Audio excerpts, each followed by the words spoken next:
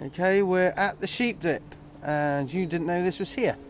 I didn't know. No, I didn't even. If I'd walked past it, I would have never known it was a sheep dip. But Stuart assures me that it was a sheep dip, and I bow to his higher knowledge.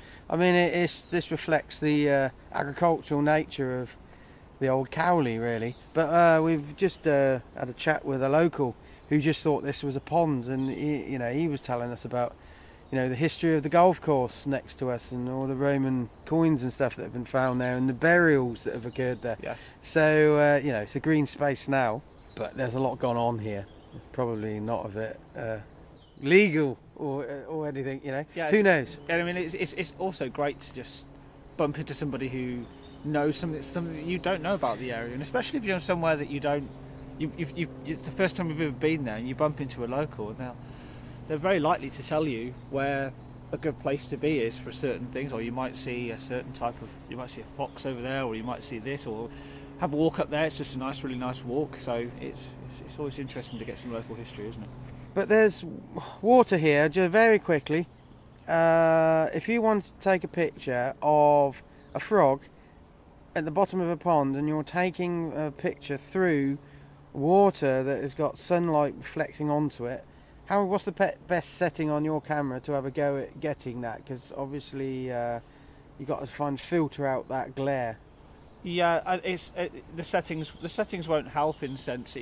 You want to get to a point where you are not exactly opposite where the light is coming from, so that if you're stood and the sun is, for example, coming straight at you and it's reflecting off the top of the water, you're not going to get a good photo. No matter what settings you have on your camera.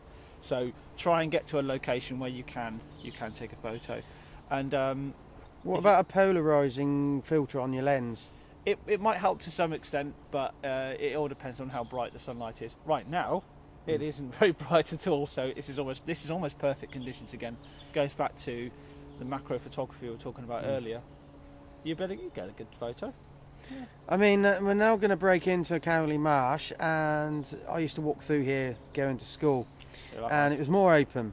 It's scrubland now. You've got hazel, willow, or I've seen siskin birds here before, but it is lovely scrubland now. There's a good chance you might get singing whitethroat in the summer because they don't like woods, but they don't like open areas.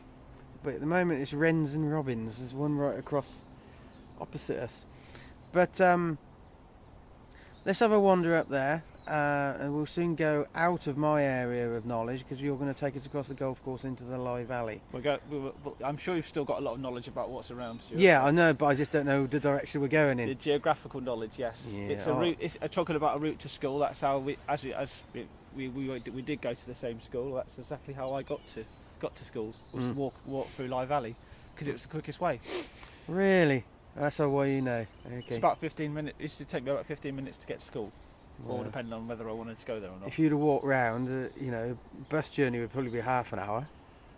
Yeah, and walking would probably be 40 minutes, easily. It's a long way round, isn't it? Yes, it is, yeah. Okay, let's go up into the main scrubland.